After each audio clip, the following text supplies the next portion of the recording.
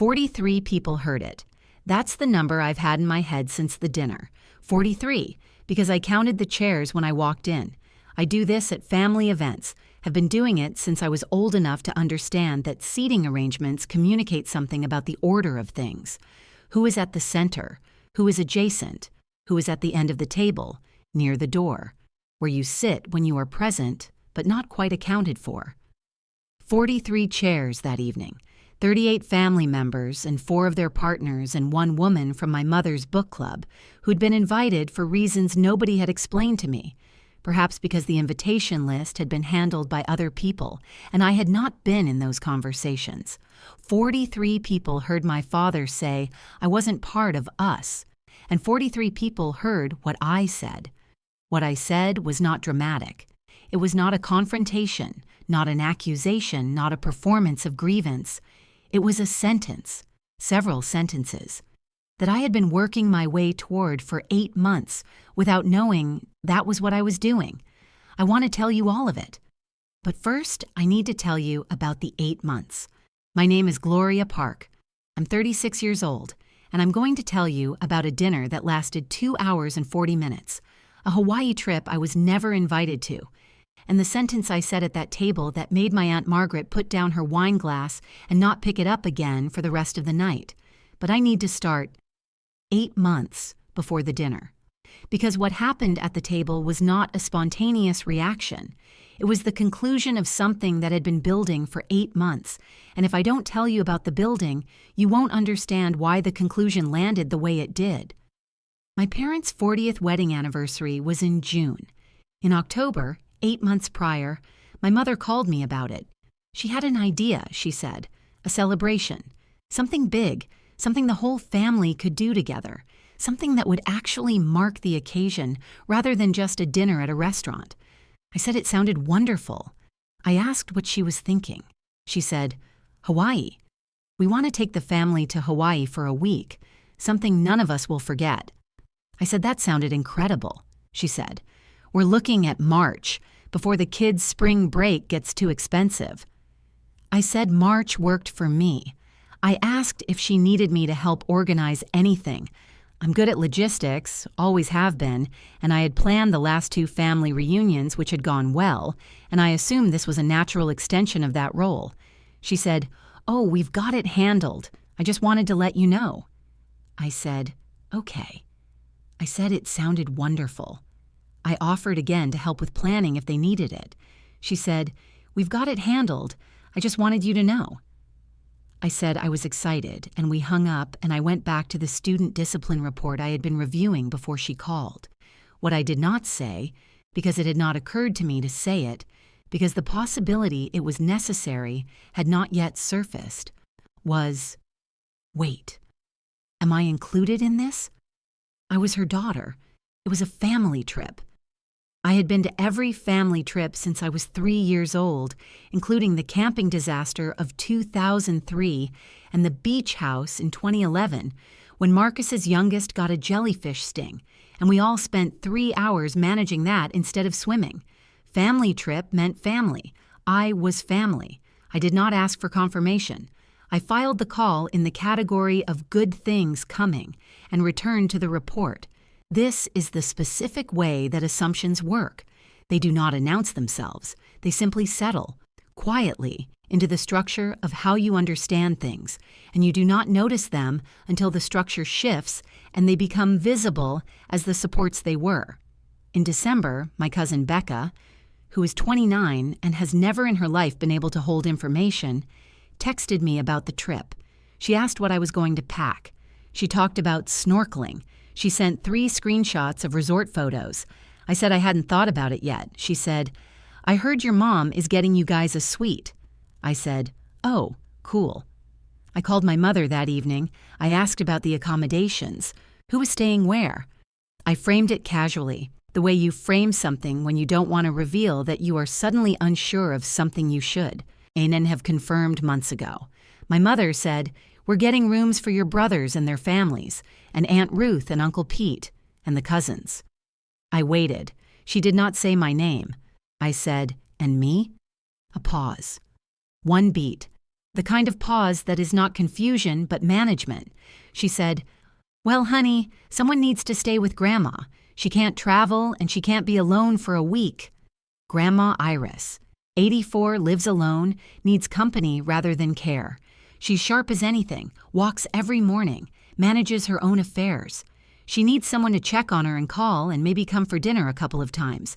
She does not need a week of full-time supervision. I said, "Who decided I was the person to stay with Grandma?" My mother said, "Who else would do it?" I sat with that sentence. Not angry, not yet. I sat with it the way you sit with something that is showing you something, and you need to look at the full picture before you respond. "Let me think about this," I said. "Of course," she said. "The trip is in March. Plenty of time." I did not call back for 3 weeks. I am a high school vice principal. I manage schedules, conflicts, and the logistics of 412 students plus 67 staff members on a daily basis. I am known, in my professional context, as someone who can read a situation quickly and respond to it proportionately. My superintendent described me in my last review as having an unusual combination of warmth and strategic clarity. I thought about my family with strategic clarity for 3 weeks. Here is what I found when I looked clearly. I have 2 brothers. Marcus is 40 and lives 20 minutes from my parents, with his wife Diane and their 3 children. My parents refer to his household as the core. They have used this language since his first child was born, when I was 23, and it has never been questioned. The core, as in the center around which other things are organized. Daniel is 38. He lives an hour away with his partner James and their 2 kids. My parents took longer to incorporate Daniel's family into the core language. There was an adjustment period around James that I watched and did not comment on because commenting was not my role, and because they got there eventually. They did get there. The language expanded. My life has not been incorporated into the language. I am 36. I ended a long relationship 3 years ago. I have no children. I have a career that I have built with intention and specificity. I manage a school of 412 students.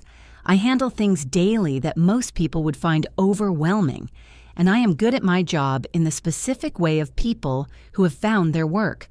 When my parents describe me to other people, to their friends, or to extended family at holidays, they say, "Gloria is very focused on her career."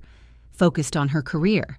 The particular phrasing of people who mean she chose this instead of family, which is her right, but she chose. As though the career is a substitution rather than its own thing, as though I am waiting for the right life to begin. I live 15 minutes from my parents' house. This is relevant because it means I have been, in practice, the available one. Not because anyone designated me, because proximity and availability and the habit of yes had combined over years into a role that nobody had named and everybody relied on. I coordinated the last 3 family reunions. I planned my father's 60th birthday dinner.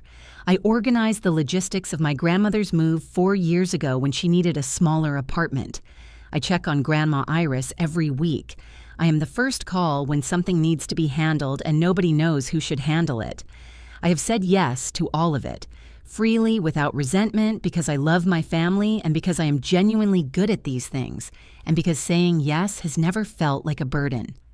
What I had not examined was whether the yes had calcified into an assumption, whether at some point I had stopped being a person who chose to say yes and had become a person who was expected to, and whether the expectation had expanded to include the new position of person who stays home when the family goes somewhere. I looked at the 43 people who would be going to Hawaii. I looked at my name, which was not among them. I made a decision. Not about Hawaii yet. Hawaii was still a thing I was working through. What I wanted, what asking would cost, what the response would be, and whether the response was something I could live with. I needed more information before I knew what I wanted to do about Hawaii.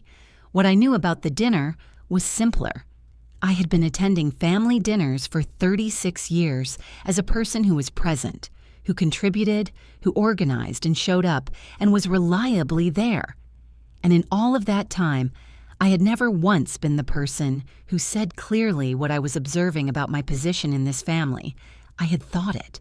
I had felt it.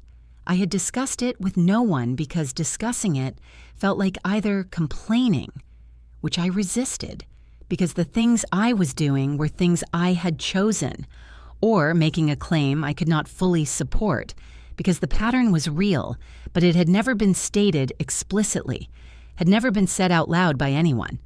At the dinner, my father was going to say it out loud. He was going to name me as the fort holder in front of 43 people, as though that were a compliment, as though being the person who stays behind while everyone else celebrates were a role I had applied for and received. I decided that when he said it, I would respond, not to create a confrontation, to make the implicit explicit, to say the thing that had not been said in 36 years of family dinners, clearly in the specific tone of someone who is not attacking but is being precise about what they observe. I drove to the dinner. I counted the chairs, 43. The dinner was my parents' idea, a 40th anniversary celebration at a restaurant they had booked 3 months prior, a Sunday in February. The whole family, which meant Marcus and Diane and their 3, Daniel and James and their 2, Aunt Ruth and Uncle Pete, various cousins. And me, I was invited. I confirmed. I brought a gift. A framed photograph from their wedding, something I had tracked down through a relative who had been at the original ceremony and had photographs that hadn't been widely shared.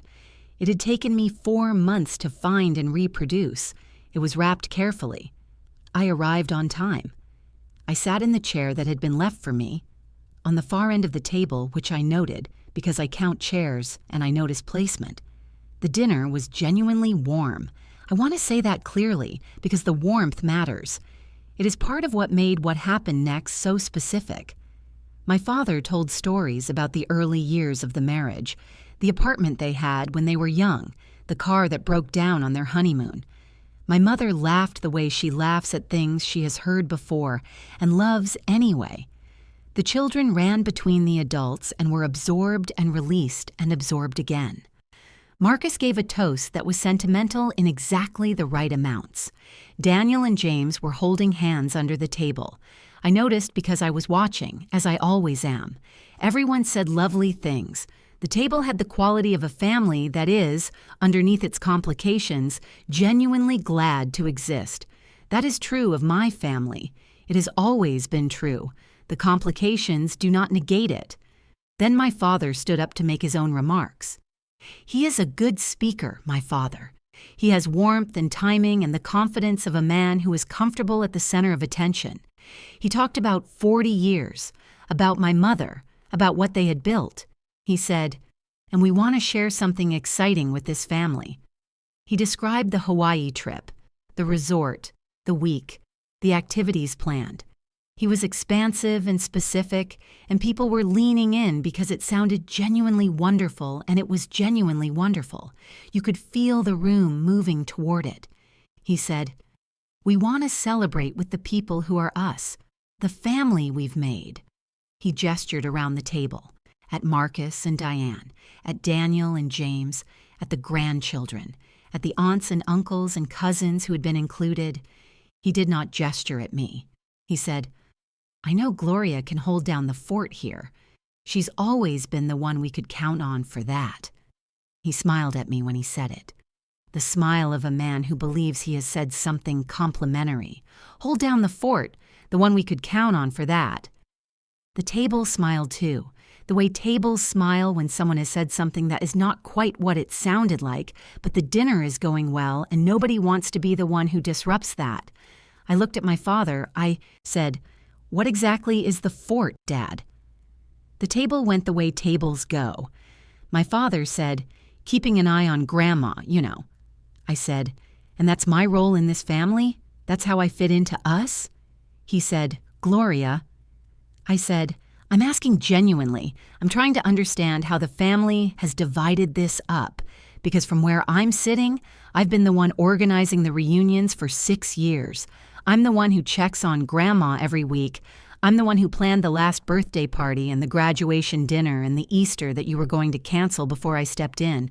And now you're going to Hawaii, and I'm staying here. And you called that holding down the fort. My father said, "You're good at it." I said, "Dad, being good at something doesn't mean it's your job, and being unmarried and childless doesn't mean you're the family's available resource." The table was very quiet. I had not raised my voice. I want to be precise about this because it matters. I had not cried, had not raised my hands, had not made it a performance. I had spoken in the register I use in staff meetings when there is a point that needs to be made without becoming a conflict. The voice of someone who has made a decision about how this is going to go and is executing it. The table was very still. My Aunt Margaret, who was 4 seats from me and who has the quality of attention that notices what other people miss, put her wine glass down carefully. Nobody filled the silence. I continued, and what I said next is what nobody at that table expected. Before I tell you, I need you to stay with me one more moment. Because I have told you about the 8 months and the dinner and my father's expression, and I know the question you're holding. What did she say? What was the sentence that nobody could believe? Drop a comment right now. Tell me what you think I said, what you would have said, then keep reading. I said, "I love this family. I have shown that love in the specific ways this family has needed it shown, in the logistics and the organization and the availability and the yes. I have said yes a lot, and I'm not taking back any of the yeses. I meant everyone. But I need you to understand something. The reason I was available to say yes is not because I don't have a full life. It's because I chose to be available. That's a choice. It's not a given. And it's not the same as not being part of us. I am part of us. I am as much a part of this family as Marcus or Daniel or anyone else at this table. The absence of a partner and children does not make me the family resource. It makes me a single person who has chosen to invest in this family in a particular way. I would like to go to Hawaii. My mother said, "Gloria." I said, "I'm not making a scene, Mom. I'm making a statement. There's a difference." My father was looking at me with an expression I had not seen before, not anger, something more unsettled than anger. The expression of a man who has had a thing he believed reframed in front of him and is not yet caught up. I picked up my gift. Still wrapped, I had not given it yet. I said, "I brought this. It took me 4 months to find." I slid it toward my father. "It's from the original wedding, the ceremony. You'll see it when you open it." He took it. He looked at it. I said, "I've been in this family for 36 years. I've been available for 36 years. All I'm asking is that available and invisible don't mean the same thing." I picked up my fork. I resumed eating. The table was quiet for what felt like a long time. The kind of quiet that is not awkward but reckoning. The quiet of people who have heard something and are deciding what they think about having heard it. My father was looking at his plate. My mother was looking at me. My brothers were looking at each other. Marcus with the expression of someone who is recalibrating something he had not examined before. Daniel with the expression of someone who has been wanting someone to say this for a while and is relieved that it has been said and is uncertain about the cost of the relief. Then my cousin Becca said quietly from 3 seats away, "She's right, Uncle Frank." Nobody argued with that. Nobody at that table, I believe, wanted to argue with that. There was a truth in the room that the room had recognized and was sitting with. The discomfort was not of disagreement, but of the kind of discomfort that comes from seeing something clearly that you had not been seeing clearly. My father looked up. He looked at me. The expression on his face, I have thought about it since. Not anger, not humiliation. The expression of a man who has been shown something he did not know he was doing by someone he loves in front of people he respects, and who is sitting with what that means. I held his gaze. Then I went back to my dinner. There was still food on my plate, and it was very good, and I was hungry, and I had said what I needed to say. The evening continued. My father opened the gift that evening after dinner in the parking lot. He opened it himself, slowly, while my mother stood beside him. It was the photograph. The two of them at their wedding, 22 years old, standing outside the church in the specific light of a June afternoon. My mother's dress. My father's expression. The one he has when he is trying not to show how happy he is but cannot entirely contain it. He looked at it for a long time. He said, "How did you find this?" I said, "Aunt Patricia had it. It took some tracking. I started in September." He looked up from the photograph. "September," he said. "I knew the anniversary was coming. I wanted to give you something real." He looked back at the photograph, his own face at 22, looking at my mother. The expression he has when he is trying not to show what he feels and cannot entirely manage it. He was quiet for a long time. Then he said, "You should come to Hawaii." I said, "I know." He said, "I didn't understand. I didn't think about it as—" "I know you didn't," I said. "That's the thing I needed you to hear at dinner. You didn't think about it as anything. It was just obvious. Gloria stays. That's just what happens, and obvious things are sometimes worth looking at." He nodded. He was still looking at the photograph. I said, "You have a daughter who spent 4 months finding this photograph for you, who organized your 60th birthday party and your mother-in-law's move and the last 3 reunions, who checks on Grandma every week because she loves her, and because you ask and because yes has always been the answer." He said, "I know. I'm not stopping," I said. "I'm not going to stop doing those things because they matter to me and because they matter to the family, but I would like them to be visible. I would like not to be the fort." He said, "You're not the fort." I said, "Tell me that at the next family dinner." He looked at me. "I will," he said. I believed him. Not completely, not without the knowledge that my father is a person who means things when he says them and then returns to his patterns when the meaning has faded. But enough. The believing of someone who is starting from here rather than from before. He said, "Will you talk to your mother about the room situation? For Hawaii?" I said, "You two work out the rooms. I'm going to book something independently. It'll be easier." He said, "Gloria." "It's not a statement," I said. "I want my own space. I've been to enough family trips to know I need a door I can close." He almost smiled. It was the smile of a man who recognizes a sentence that is both a boundary and a kindness, and who is smart enough to receive it as both. My mother called me the following day. The call lasted 52 minutes. I'm not going to tell you everything that was said because some of it was my mother's to say and should stay that way. What I will tell you is that she cried and I did not, and that she said something I had needed to hear, and that I said something she had needed to hear, and that by the end of the call we had reached the specific place that real conversations sometimes reach, not resolution, but honesty. The honesty that is the beginning of actual resolution rather than the performance of it. She said at the end, "I didn't see it." I said, "I know you didn't." She said, "Does that make it worse, that it wasn't intentional?"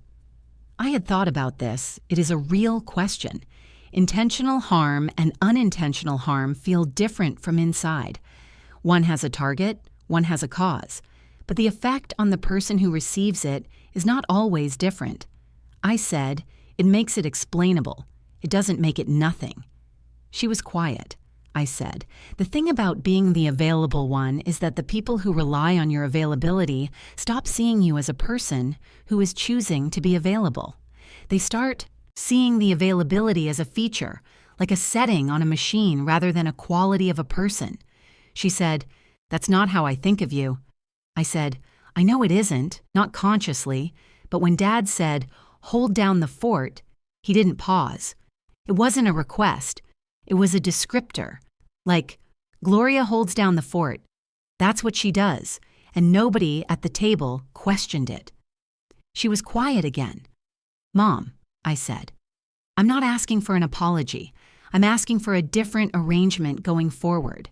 I'm asking for the availability to be visible as a choice I'm making, not as a default I can be slotted into. She said, "What does that look like?" I said, "It looks like asking me, not assuming, asking." She said, "We can do that." I said, "I know you can." We are not a family that says "I love you" at the end of phone calls. We express it differently. In the calls themselves, in the showing up, in the knowing each other's voices well enough to hear when something is being said underneath the words. She said, "Okay, talk soon." I said, "Talk soon." We hung up. I sat in my apartment for a while after, not processing, not analyzing, just sitting. The 52 minutes had been real and had produced something real, and real things need space after them before you can know what they are. I went to Hawaii. I want to tell you this without triumphalism because it was not a triumph. It was the natural outcome of a negotiation that had been conducted honestly, and honest negotiations produce results that are proportionate rather than dramatic. I went to Hawaii. I had a room that I paid for myself, which was a choice and not a statement. I paid for it because I wanted the trip to be mine rather than a concession, wanted the independence of it rather than the complexity of obligation. I went snorkeling for the first time in my life. I am 36 years old and I had never been snorkeling, and I did not understand before I put the mask on that it would feel the way it did. The quiet underneath, the fish moving without apparent concern for my presence, the complete inaccessibility of phone and work and family dynamics. I stayed underwater for as long as I could hold breath. I came up and went back under. I did this for an hour. I ate at a restaurant nobody in the family would go to because it was too far from the resort, and the menu was unfamiliar, and the reviews used the word adventurous in a way that made my mother nervous. I ate there alone, at a table by the window, and I had a meal I will remember for the rest of my life. I sat on the beach for 3 hours on the 4th afternoon, by myself. I had brought a book and did not open it. I watched the water change color as the afternoon moved, and I thought about nothing in particular, which is something I almost never get to do, which is something I had not understood I needed. My father sat with me for an hour of that 3 hours. He appeared late in the afternoon and sat down in the sand beside me without asking whether I wanted company. I did not tell him to go away. We sat there. He said, "Your mother and I didn't handle this right." I said, "No," he said. "I'm still figuring out how we got here." I said, "I can help with that when you're ready." He said, "Tell me." So I told him, sitting on a beach in Hawaii that I had almost not been invited to, with the water in front of us and nobody else close enough to hear. I told him about the fort, about the yes that had calcified into assumption, about the core language and what it implied about where I fit. I told him the way I tell things, precisely, without anger, with the genuine intention of being understood rather than of winning. He listened in the way my father listens when he is actually listening, which is different from his listening when he is waiting for his turn to speak. He was actually listening. At the end he said, "You should have told us this sooner." I said, "You should have asked sooner." He thought about this. He nodded. "Fair," he said. We watched the water until the light changed.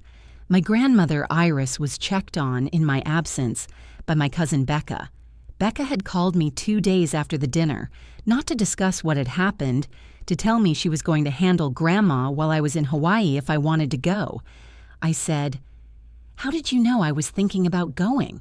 She said, "Because you should, obviously." I said, "Grandma needs..."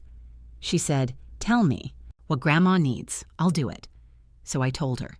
The weekly check-in, the Thursday dinner, the specific things that Grandma likes and does not like. Becca wrote them down, which I know because I could hear her writing. She had never done this before. She had never been asked.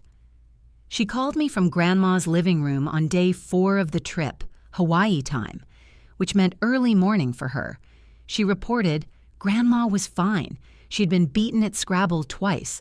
Grandma had opinions about a specific television program that Becca found both entertaining and slightly bewildering. I said, "Thank you, Becca." She said, "This is kind of fun, actually." I said, "I know." She said, "Has anyone asked me to do this before?" I said, "No." She said, "Why not?" I said, "I was available." There was a pause. She said, "Oh." I said, "Yeah." Grandma Iris did not need a week of full-time supervision. She needed a few people to check in. Those people existed. In Becca, in Marcus's wife, Diane, who lived nearby, in any number of cousins and relatives who were not being asked because the asking had never been necessary. The asking had never been necessary because I was there. I was still there. I was also now in Hawaii. Nobody had asked them, because asking them had not been necessary. The fort holder had always been available. I was still available. I remained available after Hawaii for the family in the specific ways I had always been available. The difference was that the availability was now something I was choosing with full visibility, rather than something that had been assumed and assigned without discussion. This sounds like a small difference. It is not a small difference. It is the difference between a gift and a tax. I want to tell you about something that happened the Thursday after I came back from Hawaii. I went to see Grandma Iris. I do this most Thursdays, not because anyone requires it, but because she is 84, and I genuinely like her, and the Thursdays are good for both of us. She made tea, which she always does, in the pot that has been on the same shelf since before I was born. We sat at her kitchen table. She asked about the trip. She'd seen photos. Becca had shown her on the phone. She said, "How did the big announcement go? Your mother told me what happened." I said, "Did she tell you what I said?" She said you made a speech. I said, "It wasn't a speech." She said it was a speech. I described it, more or less as I have described it here. Grandma Iris listened with the attention she brings to everything, which is total and unrushed. When I finished, she was quiet for a moment. Then she said, "I knew." I said, "Knew what?" She said, "That they were going to Hawaii, that you weren't on the list." She looked at her tea. I thought about saying something. I said, "Why didn't you?" She said, "I thought you'd handle it." I looked at her. She said, "You always handle it." I said, "Grandma." She said, "I know. That's not an excuse. That's a confession." We sat with that for a moment. The kitchen, the tea, the shelf with the pot that had been there since before I was born. She said, "You were right to say what you said." I said, "I know." She said, "Your father loves you. You know that." I said, "I know that too. That's not what the dinner was about." She said, "What was it about?" I thought about the right answer, the one that was precise. Not the version that made me sound aggrieved, not the version that softened the edges into something more comfortable for the listener. I said, "It was about the gap between being loved and being seen. Those things should be the same. In a family, you'd expect them to be the same. But sometimes they're not. Sometimes you can be fully loved and still positioned in a way that makes you invisible, and nobody notices because the love is real and the love fills the room and nobody looks at what the love is organized around." She was quiet. She had her tea in both hands the way she always holds it, not because it is heavy, but because she likes the warmth of it. She said, "I'm going to think about that." I said, "You have time." She said, "Less than you." I said, "That's true."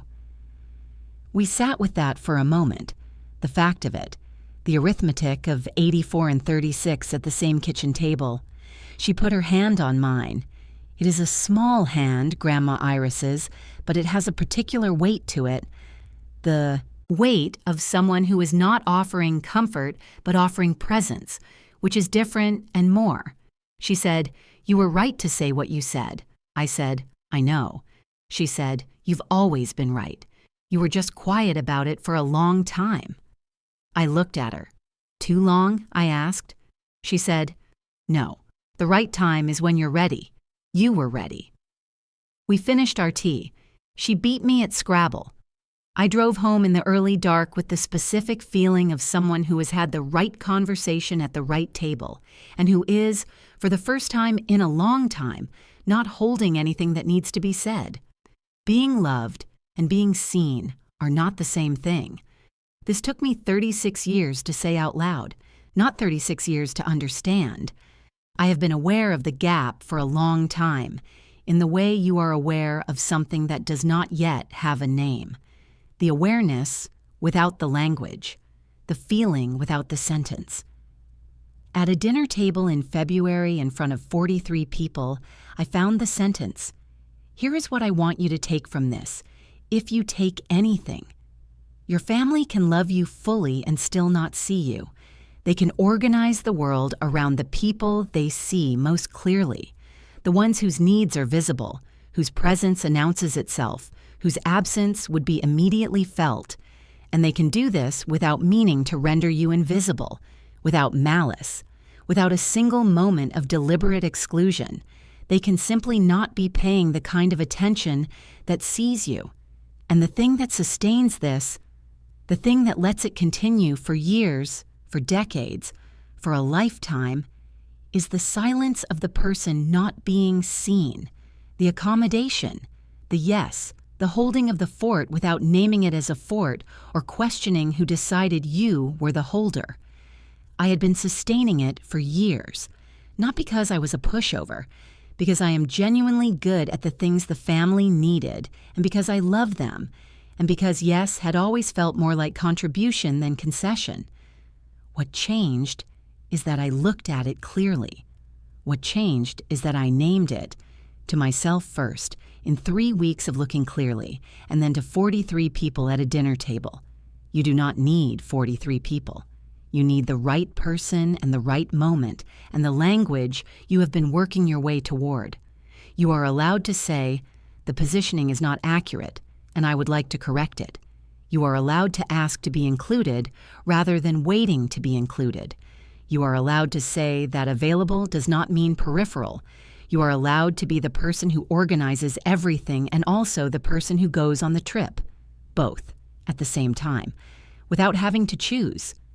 You are allowed to go to Hawaii. I went. The water was extraordinary. Leave me a comment. Tell me if you have ever been the fort holder, the person the family assumes will stay, will handle it, will be available because you always have been. Tell me what you did with that. Tell me if you have ever been the person the family relied on to be available, and whether anyone ever asked you if that was what you wanted. I read all of them. See you in the next one.